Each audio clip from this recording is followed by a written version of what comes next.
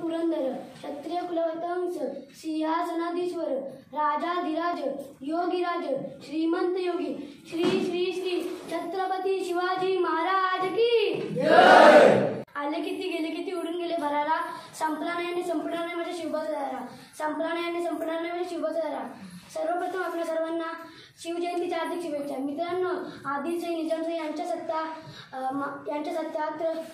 सत्ता जुलूम अन्यायाने महाराष्ट्रातील जनता त्रस्त होत्या। महाराष्ट्रातील अशा वेळी 19 फेब्रुवारी 1630 रोजी एका तेजस्वी ताऱ्याचा शिवनेरीवर एका तेजस्वी ताऱ्याचा जन्म आला। तो तारा म्हणजे आपल्या सर्वांचे लाडके दैवत छत्रपती शिवाजी महाराज होते।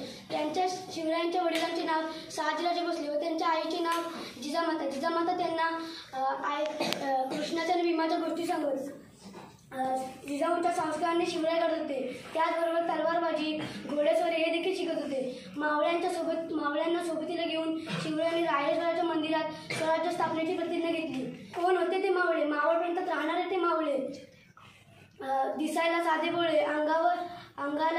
अंगाने रांगडे, दिसायला साधे भोळे, पाठीला डाल कमरेला तलवार, शत्रूला बेजार करणारे ते, दिसायला जीवाला जीव देणारे असे होते ते मावळे।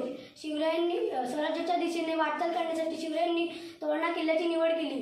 तोरणा किल्ला जिंकून स्वराज्याचे तोरण बांधले व त्याच्या प्रचंड विस्तारामुळे त्याचे नाव प्रचंडगड ठेवण्यात आले। राजगड, पुरंदर, राजगड, कोंढाणा हे किल्ले जिंकून पुणे प्रांतावर पूर्णपणे नियंत्रण मिळवले, स्वतःची राजमुद्रा तयार केली। इथून जाताना मी एवढेच बोलेन की आता अंधार दाटला परत दिवा पाहिजे, अंधार दाटला परत दिवा पाहिजे। या मराठी मायभूमीला पुन्हा जिजाऊंचा शिवा पाहिजे, या मराठी मायभूमीला पुन्हा जिजाऊंचा शिवा पाहिजे। जय छत्रपती शिवाजी महाराज।